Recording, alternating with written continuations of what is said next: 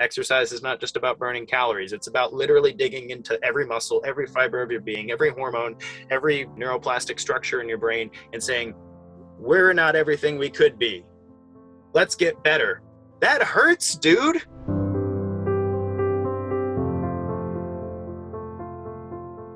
Welcome to Husband Material. Today, I'm super excited to go into a topic which we haven't really talked about on this podcast, and yet, which is incredibly important for outgrowing pornography, and that is our bodies, physical fitness, and how that interacts with our spiritual lives and all the ways that we can become more whole. And I'm so excited to have our guest today, Coach Alex VanHouten. Welcome, Alex. What is up, Drew? Thank you so much for having me on here, and thank you for the awesome work you're doing in the world. It's much needed. You're welcome.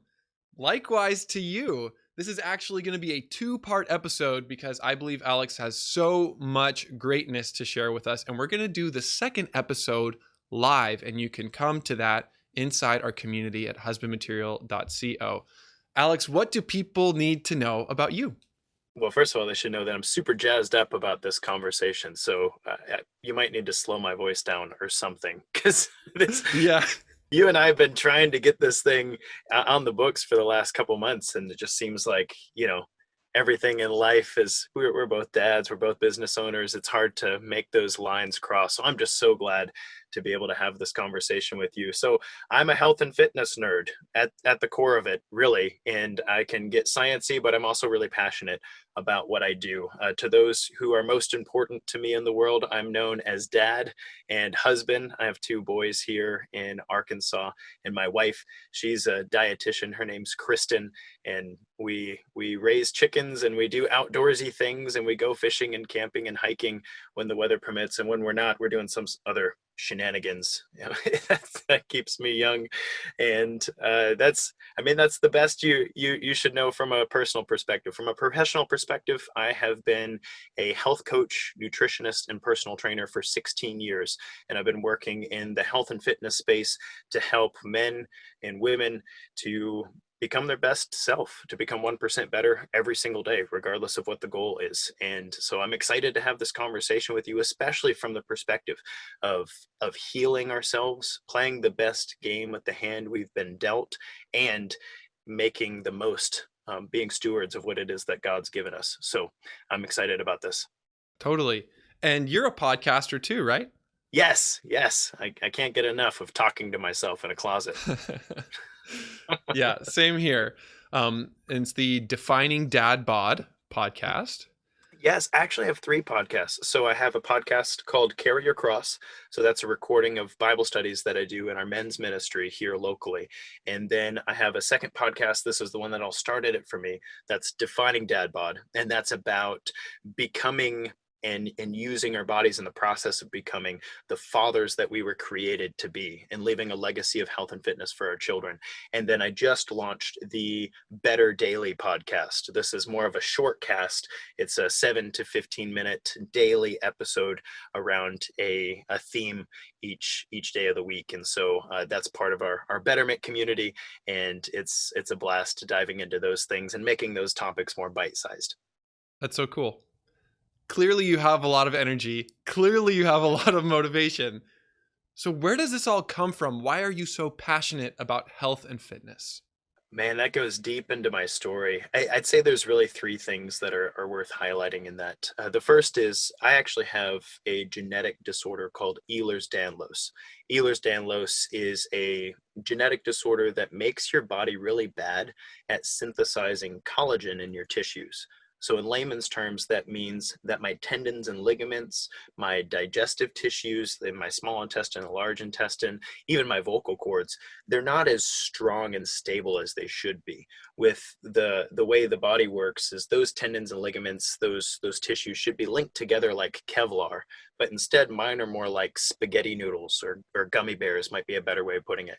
So my whole life I've wrestled with injuries and pain and digestive dysfunction and fatigue and postural orthostatic tachycardia and a whole myriad of other things that have been difficult. And it wasn't really until I was in my mid-20s that I knew, medically speaking, what the heck was going on. But for me, health and fitness part of the nutrition and exercise component to me has been playing the best game with the hand I've been dealt. Most people with Ehlers-Danlos in their mid-30s are hooked on pain pills and are kind of stuck on a couch. And that's something that I grew up seeing in my family. And when I had kids, I was like, pardon the French, hell no, that's not the way it's going to be. God made me for more than this. And I don't know exactly how best to approach this, but I'm going to do the best I can and I won't stop. And so a passion for me has been making the most of that and not wallowing in it. The second big piece, did you have something you wanted to say about that or? No, you have my permission to flow and speak in the way that feels natural. Well, thanks. This is important to me from a health and fitness perspective because people see my material online and they're like, "Oh man, another guy with a six pack telling me what I should eat," and it's like, no, I mean, sure, there are some people in the world and that's the way they like to market things, but in my life, this is deep. This is a very deep and powerful and difficult thing that I've had to wrestle with.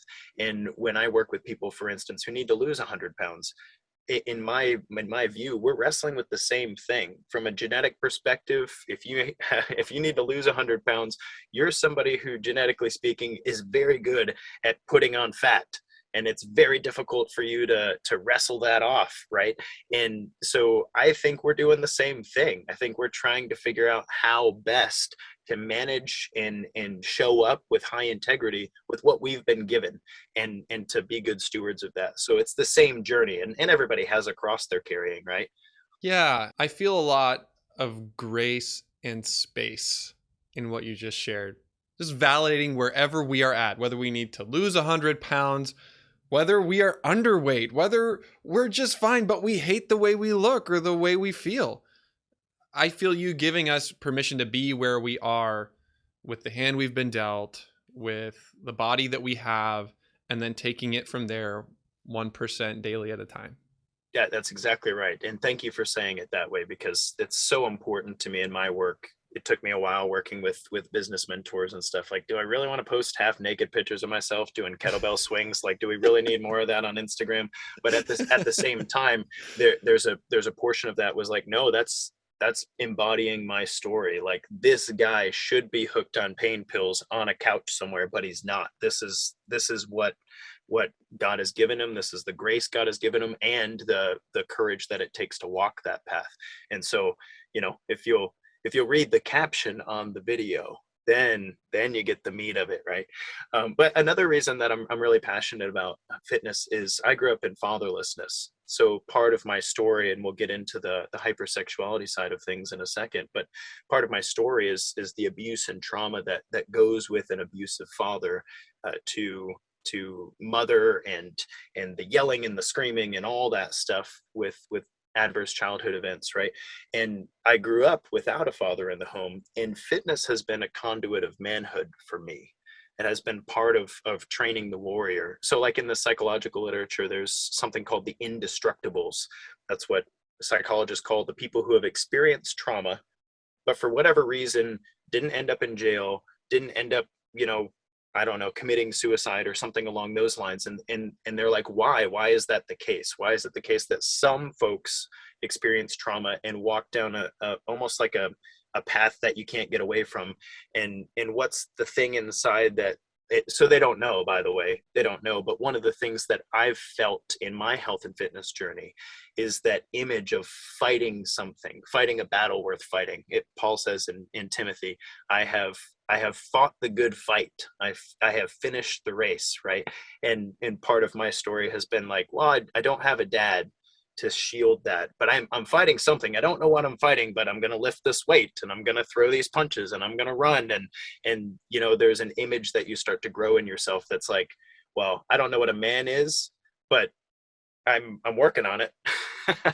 So that's something that's been a passion of mine as well and I've found that as I've coached men in the last 16 years, that's been a conduit of manhood for them as well. You don't know what's going on at work and you don't know what's going on in your marriage and you don't know sometimes whether or not you're doing this fatherhood thing right. but I deadlifted today, dang it. And that bar didn't get the best of me, right? And so it's something you can set against those things that are difficult. The last thing I'm passionate about with regard to fitness is healing. And there's, for myself and others, I've just noticed that there are a lot of things in the world that can be healing and powerful and good that God can use in our lives.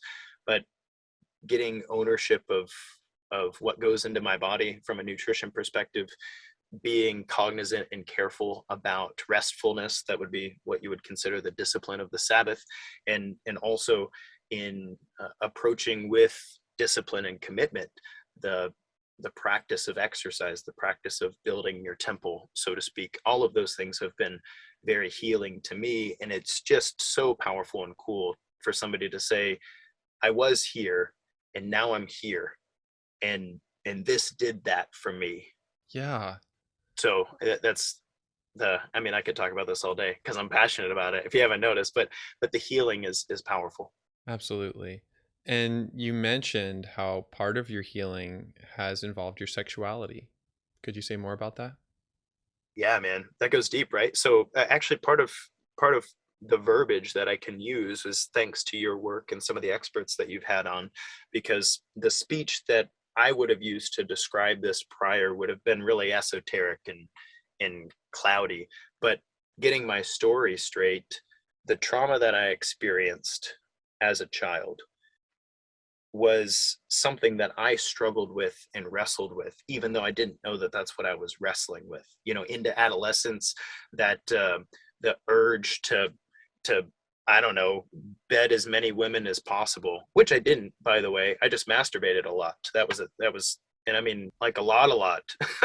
And you'd talk to friends in high school and stuff, and like you'd have contests to see who did it the most in the day, or at least I don't know Yes. if everybody did, but that was the thing, and I won all of them because it was not. It was, and what's weird about that is when you're a young guy, that's like a badge of pride. Like, look what Right. I can do. And then I stumbled into pornography. There was a man I really looked up to. I spent some time over the summer at his place, and I stumbled on his stash, so to speak. I wasn't even looking for that. I was looking for the adapter for the Xbox. Um, in between jobs, you work and then you play Xbox and you work.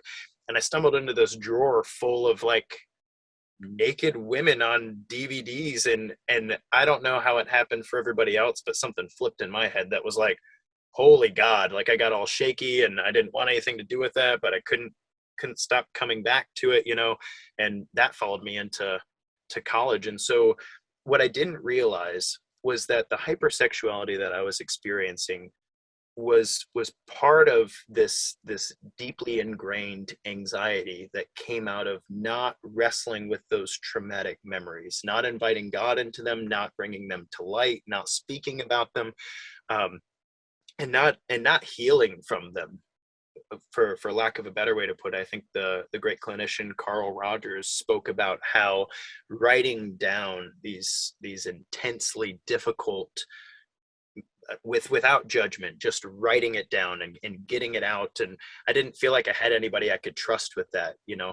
Even my wife, even speaking to her and talking to her, it wasn't even somewhere I wanted to go with her. And my wife is amazingly supportive and a wonderful woman, but I didn't want to be my inner child with her, if that makes sense.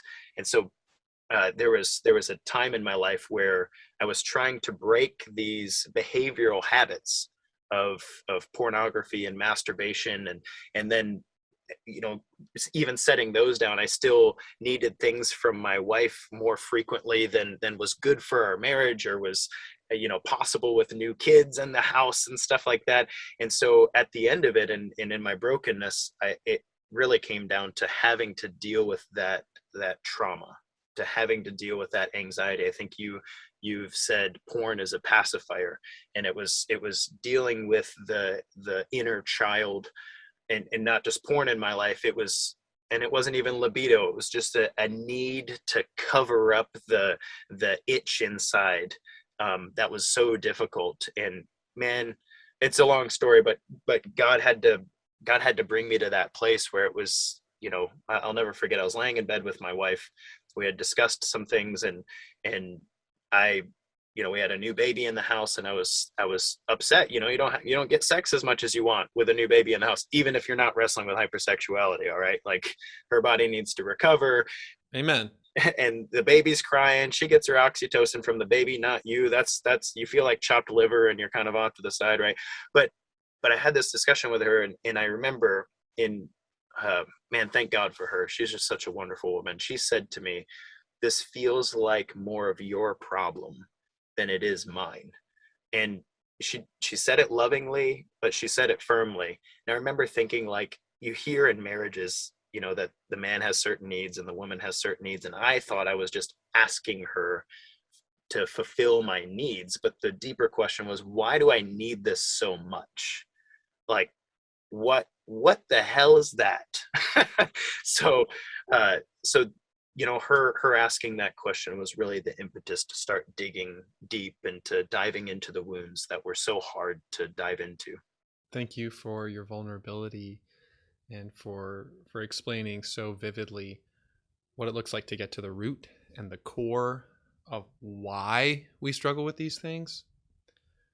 One of the huge pillars of your healing has been fitness.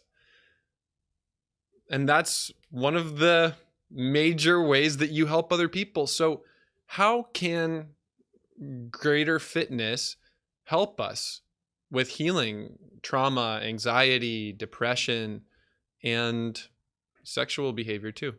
Thanks for that. I think I have four major ways I think this really helps. But I think the first thing I'll say is, I was still struggling with hypersexuality even when I was really fit. So it's not a magic bullet. It's really important to understand that it's a component, but getting six-pack abs and the journey to losing 100 pounds is not going to heal that inside of you. It can be a powerful part of the process, but it's not going to heal that inside of you. So the ways that that helps is, one, uh, we've been told something wrong about exercise, and it's that it's calories out. Like, I got to go burn some calories. I got to go run. I got to go lift weights. I got to go, do HIIT or whatever. Uh, that's not actually the power of exercise. The power of exercise is adaptation.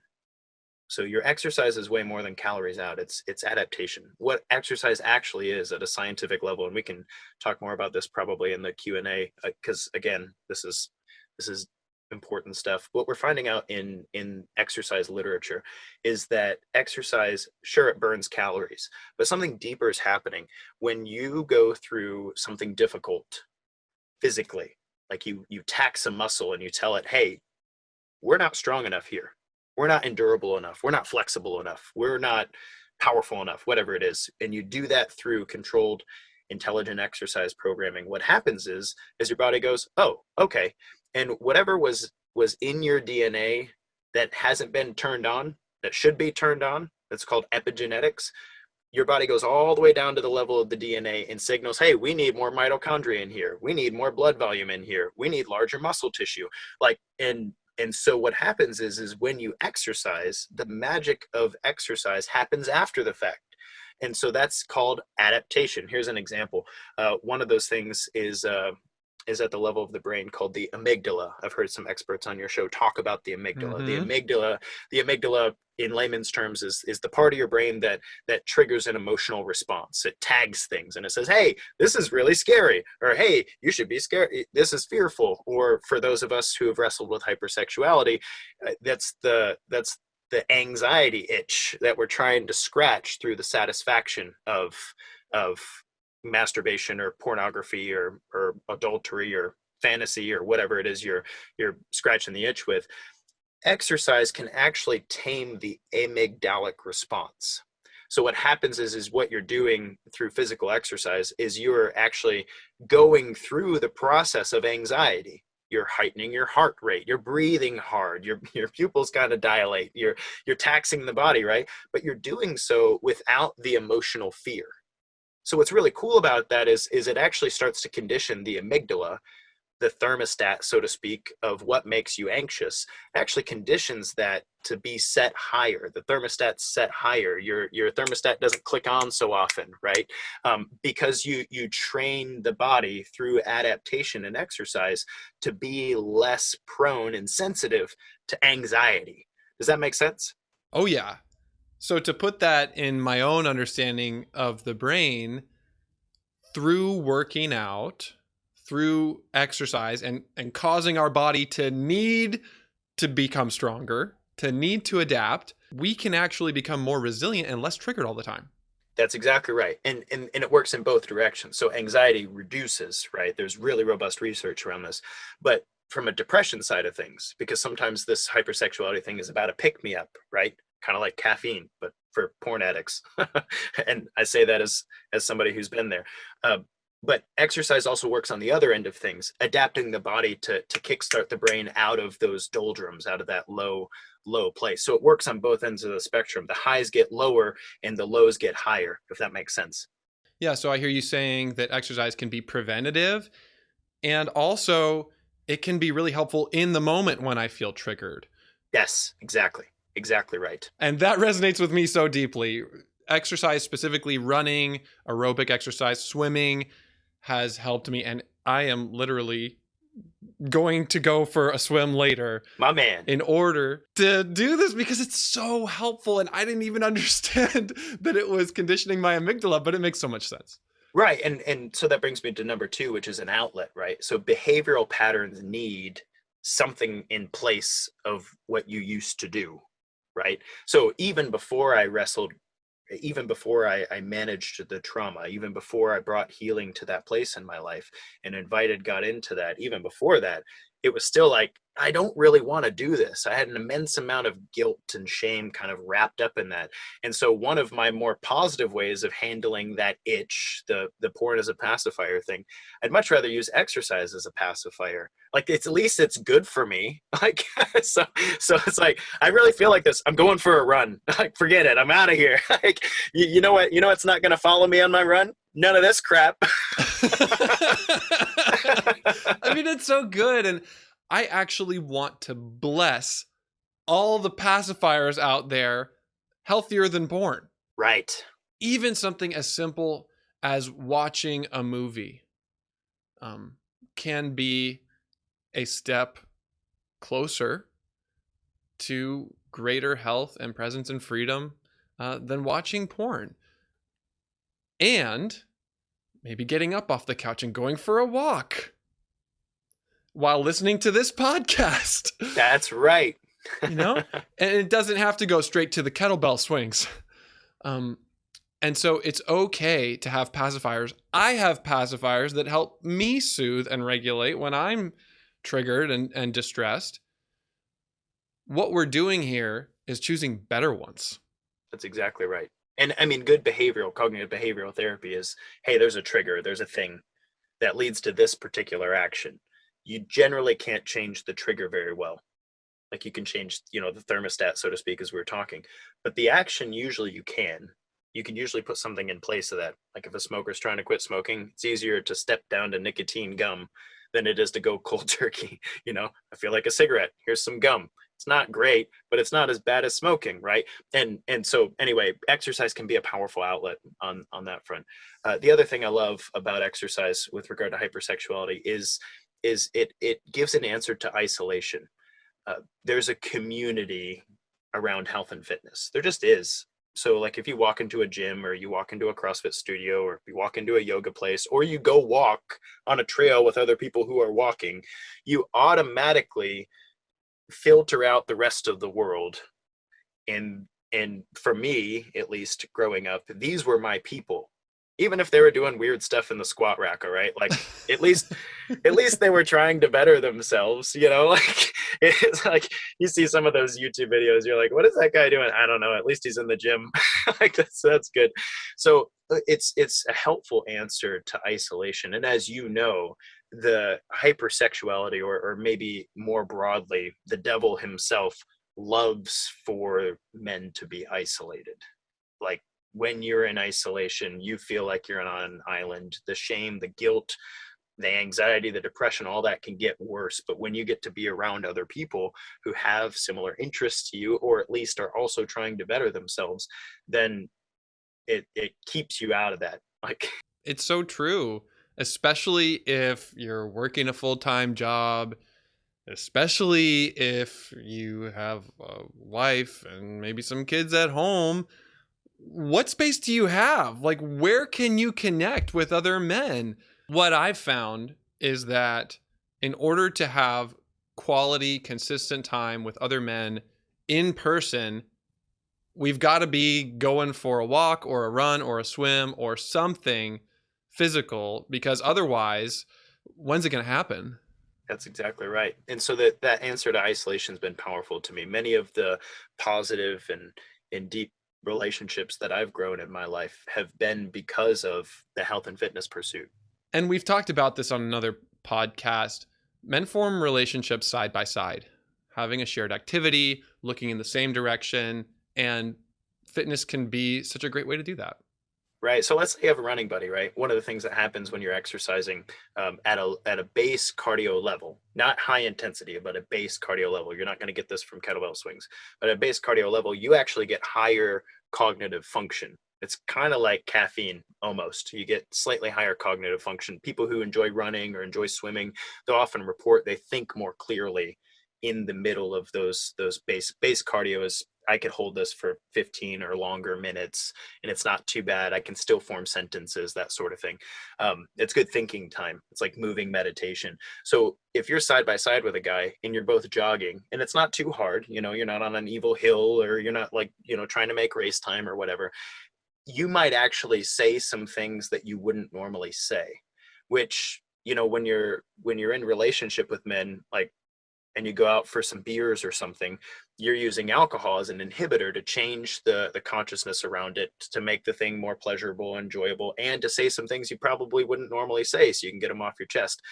Exercise can be a helpful switch of consciousness to allow men to experience something a little bit different together that they wouldn't experience, chilling around the family table, or kicking it at church, for instance. No offense to church, but there are some things you just won't say next to the guy in the congregation versus when you're on a jog with him.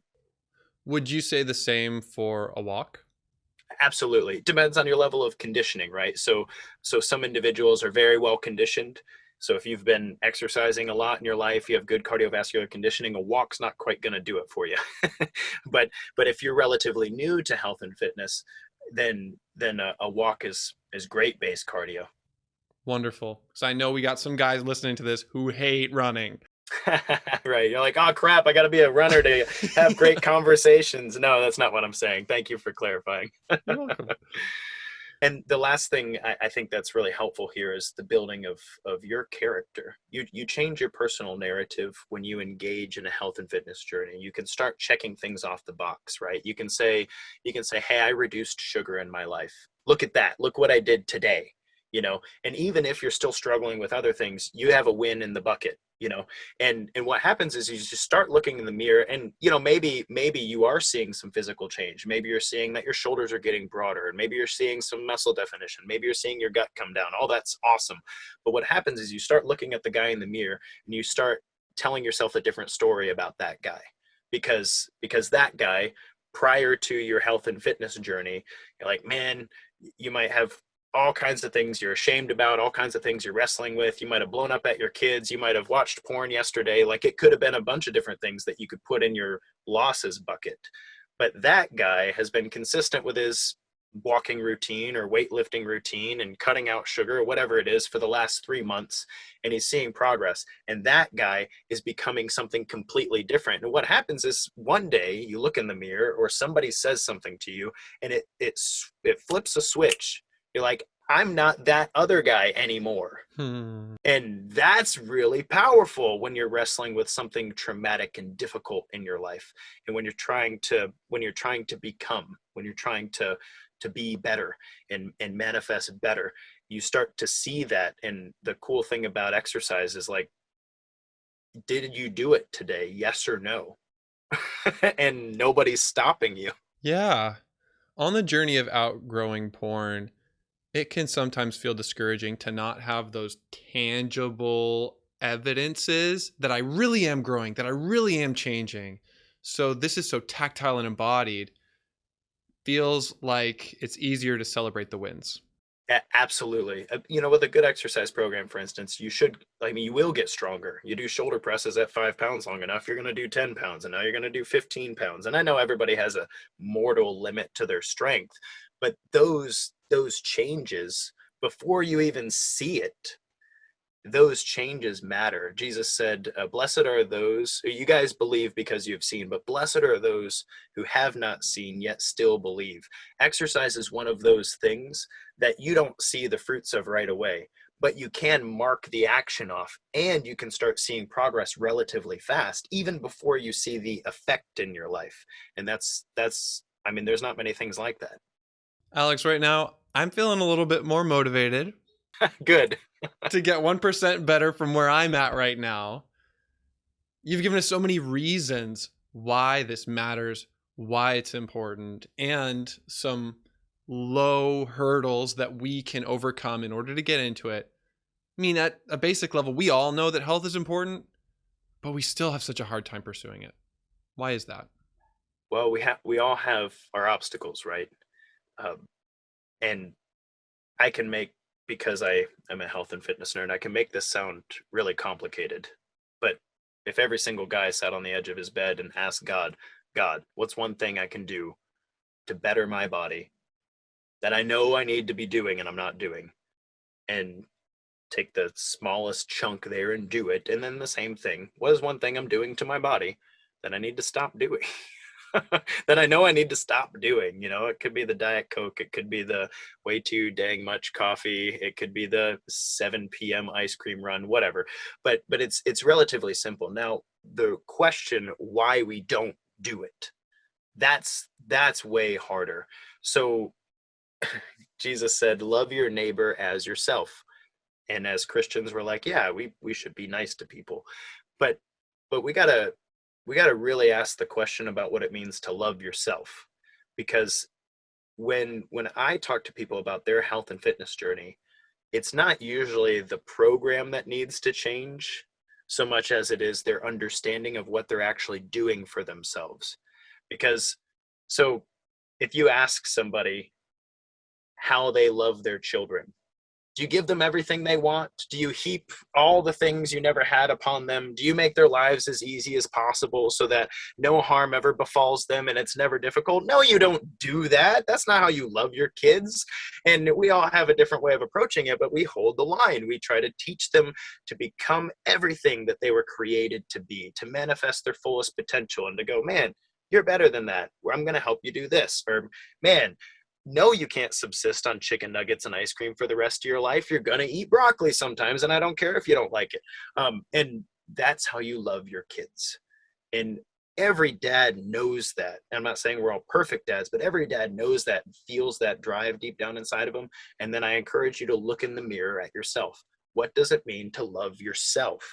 What does it mean to love yourself like that? Don't you deserve to be a little bit more physically fit than you are right now? Don't you deserve to put in your face things that are better for you than what you're putting in your face right now?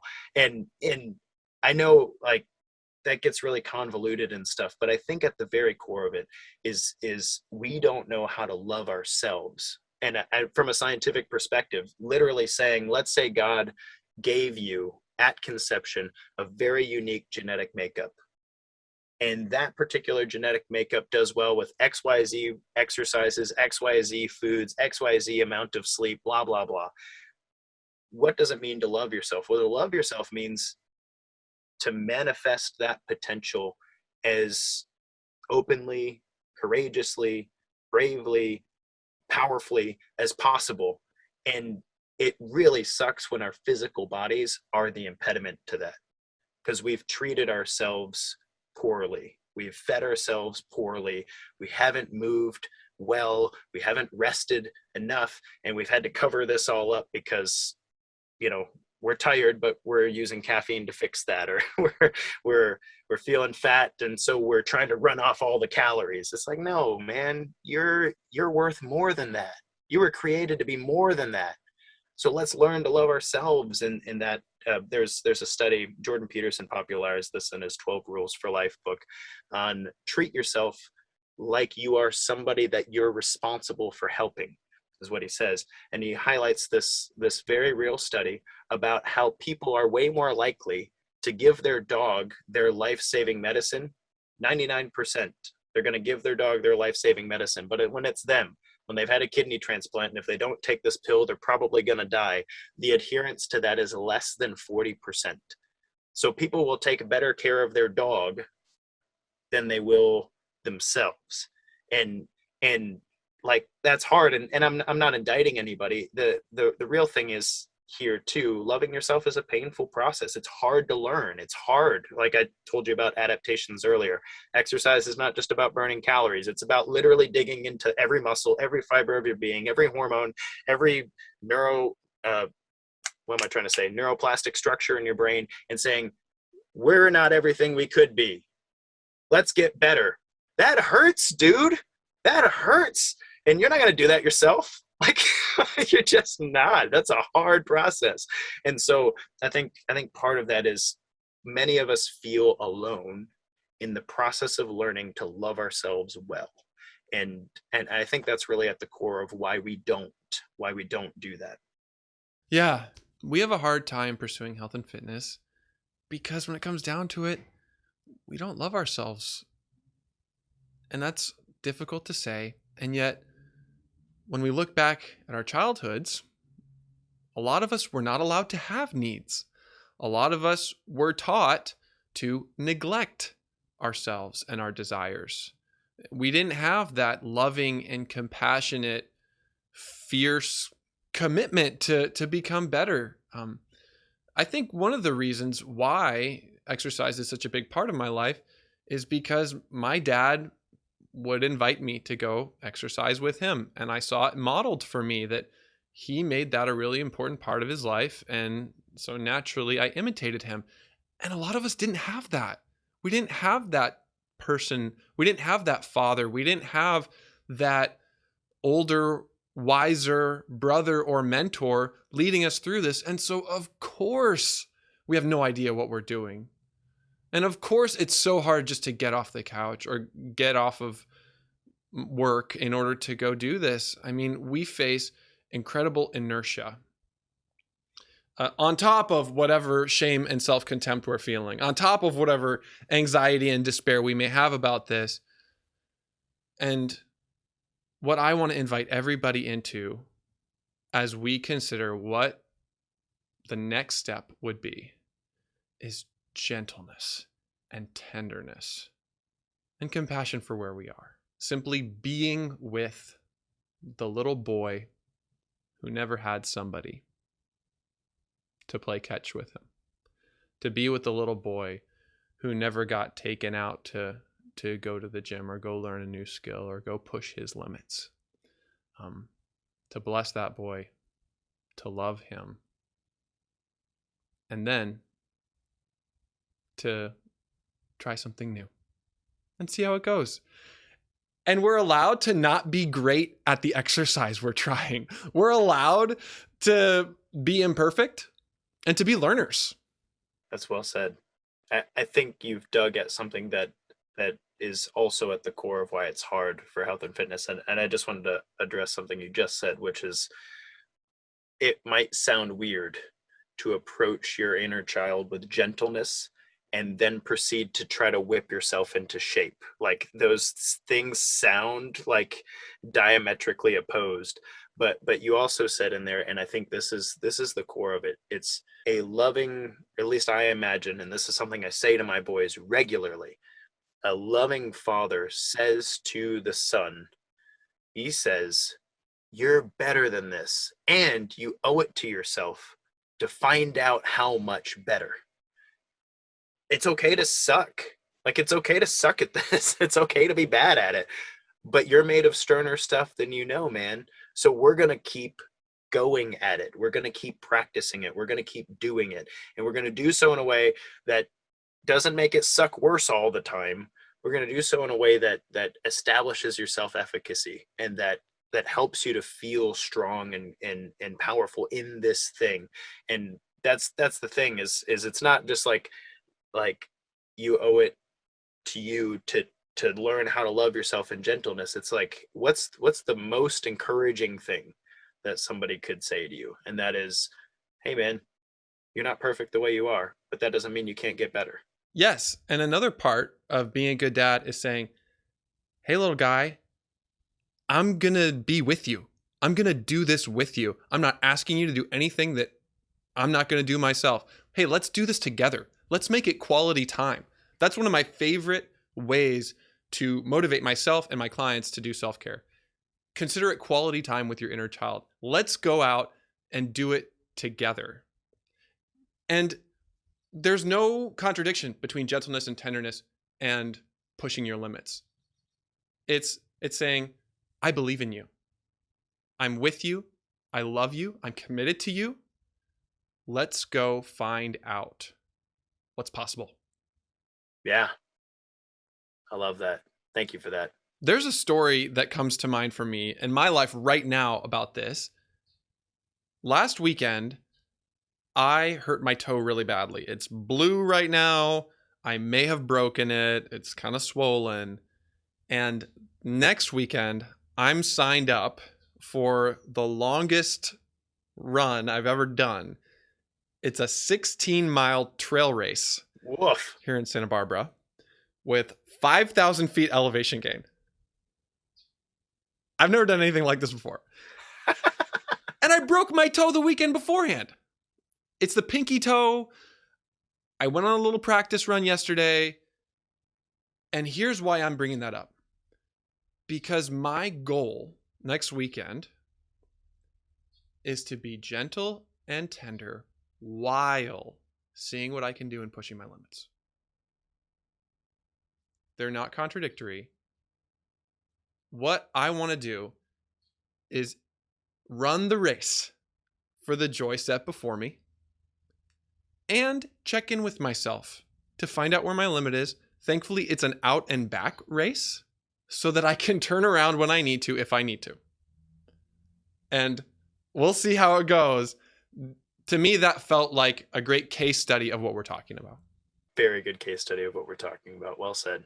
And with Ehlers-Danlos, that's been my experience.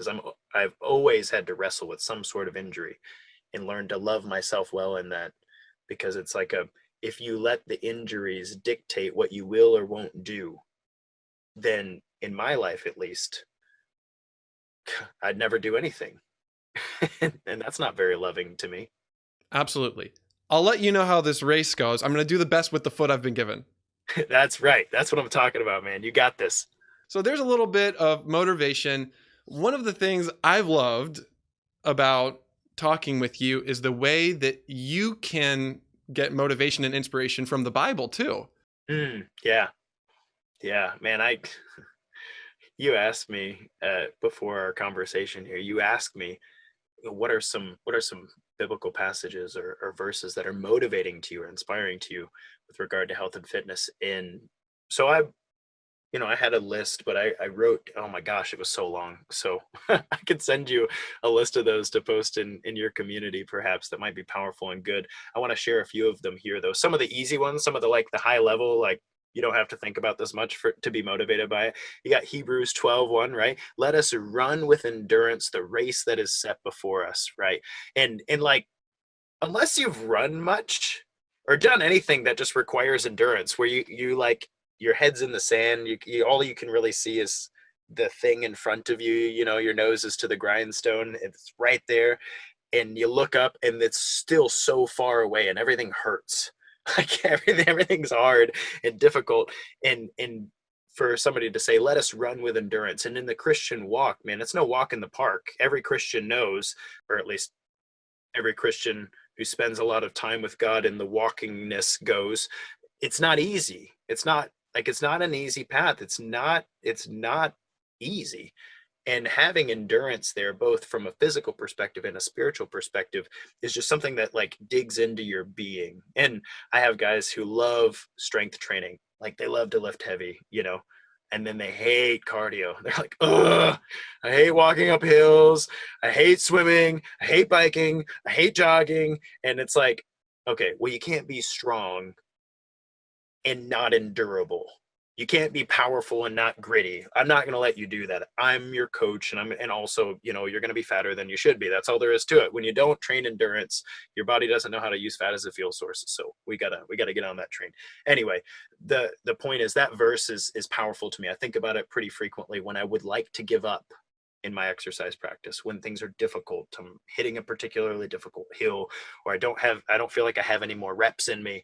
It's like, no, I'm going to approach this with endurance, the race that is set before me, right? Another one I love is Romans 5, 3 through 4. And I know this is not what Paul's talking about. I know it, but in my weird exercise nerd brain, this translates really well. Therefore, be thankful in your suffering, because suffering produces endurance, and endurance produces patience, and patience produces hope. I actually have that in my garage gym on the wall. And I know Paul was talking about the persecution of the Christian church, but I live in God's wonderful state of Arkansas, and there's not a lot of persecution of the church happening over our heads. And I think that, you know, part of what's taught me to be strong and walk with God in the suffering has been this difficulty with the Ehlers-Danlos. Like, there's a level of suffering that is inherent in overcoming this genetic disorder. I don't always want to exercise, man. It hurts. It hurts to do it right. Like, even if you're doing everything right and your joints aren't mad at you, the burn down deep in your muscles that creates that adaptation, man. It's like, oh, I don't want to do that. I don't want to suffer on purpose, but I'm going to produce hope. And it really does produce hope. So, and then I have a few other ones, but let's be nerdy and sciencey for a second, if you don't mind. Please. I love these two. So first, in 1 Corinthians, Paul says that your body is a temple. This is 1 Corinthians 6:19, and to treat it as such. One of the things we've been told about nutrition is that our food is calories. We're trying to balance our calories. We're trying to make sure we don't take in more than we burn off, right? And so everything boils down to the calorie. You've got your 100-calorie pack of Oreos, or you could have 100 calories of spinach. They're basically the same thing. No, they're not. No, they're not. The thing about nutrition that many people haven't been told is that your body builds itself out of what you eat. So, Drew, will you hold a finger up for me? Yeah, check that finger out. Look at that finger. Mm-hmm. He's giving me the pointer finger for the listeners, by the way. He's not giving you the finger. Not the finger. Yeah. So you are going to build a new finger in the next 3 years. Like, every single molecule in this finger is going to be a different molecule than it is right now. That's scientific fact. You as a entity are continually building yourself out of what you put in your mouth.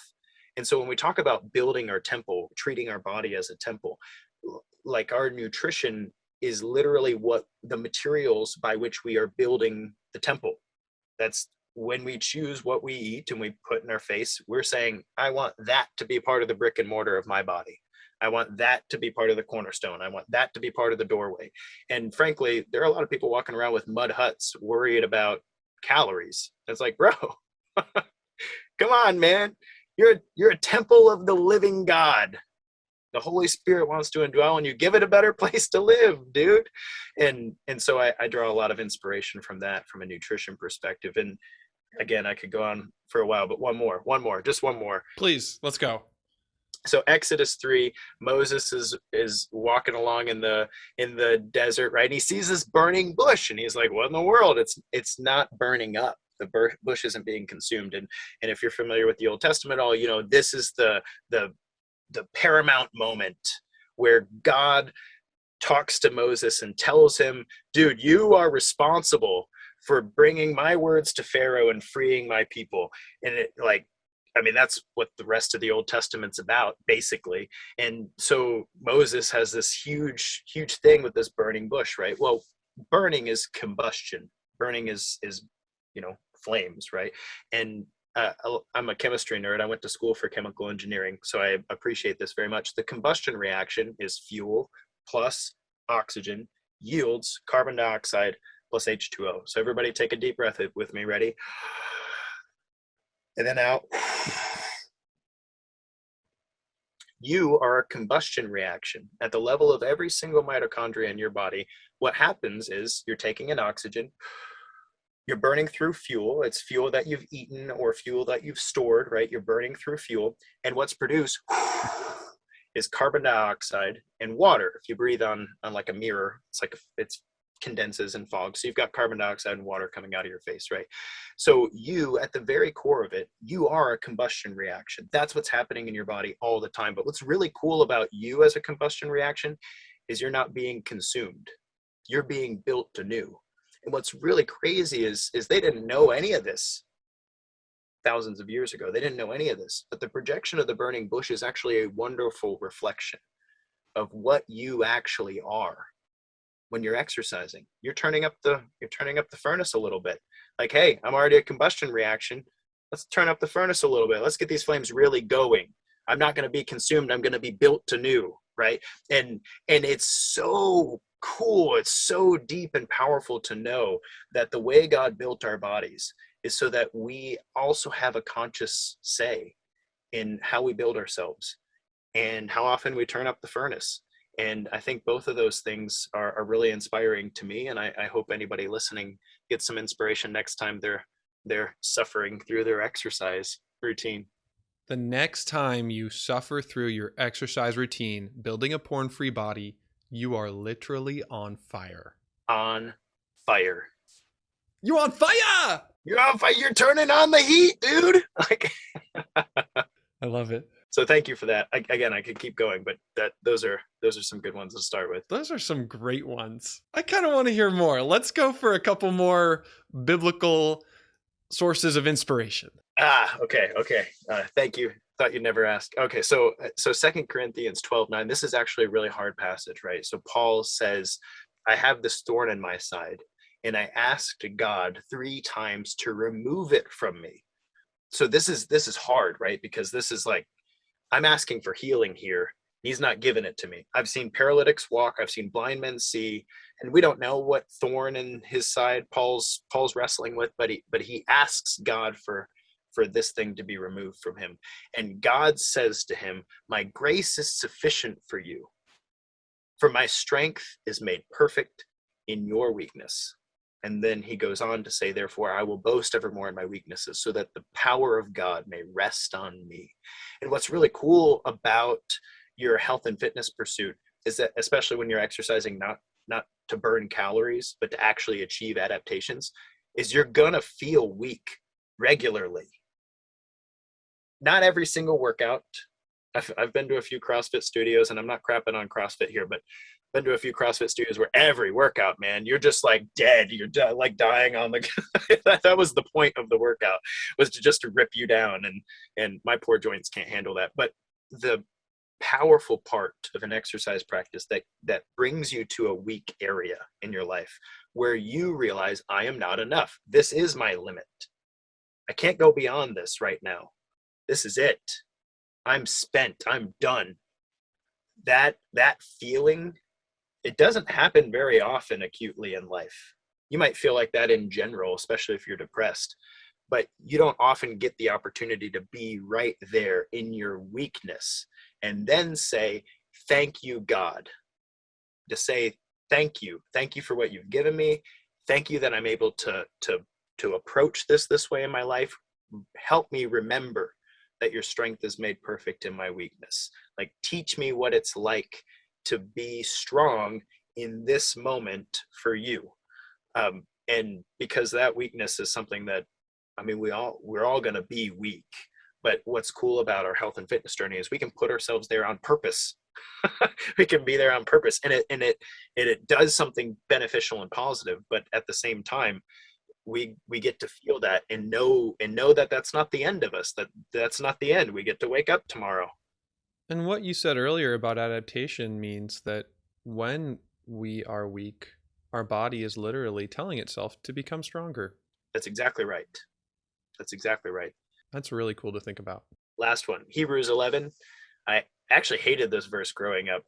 because Jesus says in the Gospels, the faith is this faith the size of a mustard seed, you could move mountains. He doesn't say exactly like that, but the point is, like, you should have faith. Faith is good. Faith is a powerful component to this whole following Christ thing. And so the writer of Hebrews says, so I'm looking, as an adolescent, like, what is faith? I need more of that. How do I get more of this superpower? That would be cool. He says, faith is the substance of things hoped for and the evidence of things not seen. And when I was an adolescent, I was so mad at that verse. It was like a poem I didn't get. Like, okay, faith is pretty cool, but I have no idea what that means. So awesome. One of the things I love about the health and fitness journey, and I alluded to it earlier about what Jesus had to say about blessed are those who have not seen yet still believe, is when you think about a fitness goal. I want to lose 20 pounds, for instance, or I want to develop a cardiovascular practice so I don't die of heart disease in my 50s like my dad did, or something like that. So you develop this vision for your health and fitness, and then you start taking steps toward it. What's crazy is you don't get to see the fruits of that anytime soon. Like, even if you're on a weight loss journey, the poor guys, there's probably some guys listening to this, they've probably started to try to lose weight and gained 3 pounds in the first 3 days. And they're like, what in the world? Like, I ate good, I exercised. That's actually part of the process, buddy. Like, your metabolic fluid increases, your blood volume increases. You'll probably gain weight before you lose weight. So hang in there, man. Get past that noob phase. You'll be all right. Anyway, slight branch into encouragement there. But faith, the substance of the things that we hope for. When I'm on a health and fitness journey, the substance, the thing that I can touch, the thing that I can feel in front of me, the substance of the things that we hope for, and the evidence of the things that we don't see, the fact that I'm actually growing a little bit every time, or my pantry starts to look a little bit different, or people start noticing, like, you're eating weird lunches. Like, why aren't you eating donuts in the break room? The process of growing, the process of betterment through nutrition and exercise is a process of growing faith. The substance of the things that we hope for, the evidence of the things that we don't see, happens in exercise and nutrition practice. You don't get to see the fruits of it right away, but you know it's good, and you know you're progressing, and you get tiny little hints here and there that it's going the way it's supposed to. And what's crazy is 3 years later, if you look in the mirror and you go, how far have we come in the last 3 years? You're like, I don't even know that old guy. Who is that dude? And that's the cool thing. That's the cool thing about faith. It's almost like you've moved a mountain. Yeah. And I can say the exact same thing for my own journey to freedom and healing and my sexuality. I look back and I'm like, even 3 years ago, that Drew is almost unrecognizable. I mean, the core is still there, but God has done so much, and it's come from consistency, showing up, believing that there's more, and never giving up. Knuckle bump, man. I love Knuckles. It. Thanks, Alex. For you personally, what is your favorite thing about building a porn-free body? All this stuff I've talked about is my new favorite thing, just so you know. Great. So there's this word integrity. Like, if you ask just about any guy, what are some values that you want to live by? And even if, I don't know, even if you don't have them readily available in your bathroom mirror, most of us would agree that we want integrity. We want to be a man of integrity. And the word integrity, I think, is a really interesting word, because integrity comes from the word integrate. Integrate is opposite of disintegrate, right? Disintegrate means to be blown into a million different pieces, or something like that. Webster probably says it better than that. But to be integrated, to integrate, means to take all the little pieces and bring them back together. To take all the pieces of you that have blown apart and to put them into one solid, powerful unit, to be a man of integrity. And I love that in the process of building a porn-free body, your exercise routine, how much sleep you get, what you're eating, all of those become a testament to your journey, a part of the whole process, right? Why do you eat this way? God made me to be different. God made me not to have to wrestle with hypersexuality for the rest of my life. That's why I'm eating this instead of that. Why do you run? I got to talk to God, man. I need to invite healing into that part of my life. I have to manage anxiety well. I have to keep myself out of depression. I have to stay cardiovascularly ready. A lot of guys don't know this, but your penis is a part of your body that will show whether or not you're in good cardiovascular health before anything else. So erectile dysfunction usually precedes cardiovascular disease by about 6 years. So like whether or not you end up with a clogged heart is usually signaled by whether or not you're able to achieve and maintain an excellent erection in your wonderful sexual relationship with your wife. A lot of guys don't know this, but when you ask a guy, why do you go for a run? Oh, I'm trying to be healthy. No. You are being a powerful sexual animal, and you're developing your body, and you're burning fat as a fuel source, and you're reducing anxiety, and you're improving your levels of depression during the winter months and all those things, right? I think the thing I love about this most is that you can take all the pieces of your life and put them together, because your health and fitness journey is a reflection of your entire life. It's not whether or not you spent 30 minutes at the gym today. It's a consistent practice over time that builds a new you over a period of time, that turns on the fire, as we were talking about, and creates adaptations. And like, this is not an 8-week program to 6-pack abs, dude. Like, that's empty. And I wish it would go away, because this is different. This is very different. It's a part of your integrity. And I think that's the thing that I love most about it. Awesome. Alex, thank you so much for sharing your wisdom and insight. And I'm really excited for our next episode, which is going to be live inside the Husband Material community. So you can join that, and we will get a lot more technical and practical and actually answer your questions. Any questions that you have about health, fitness, food, exercise, we are going to receive and share with you on the next episode. So that's going to be great. Yeah, it's going to be powerful. And we got a little sciencey, but not super nerdy yet. So I'm super stoked about all the things that people are going to bring to the table about supplements and how often they should exercise and intermittent fasting, and bring it, man. I'm super stoked. Let's do it. Awesome. Thanks, Alex. And guys, you can find all of Alex's information in the show notes. He has tons of resources to help you out. And always remember, you are God's beloved son. In you, he is well pleased.